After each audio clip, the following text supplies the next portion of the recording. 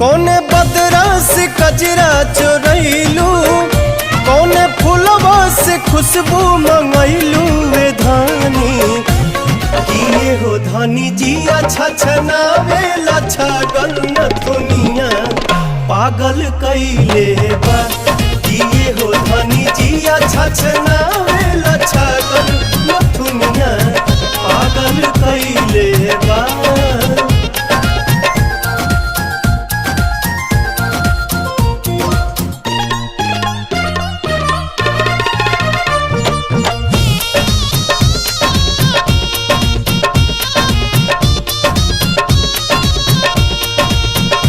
जब से दिल में बना ले बाड़ू तू घर, हर जगह अब तया बेलू तू ही नजर।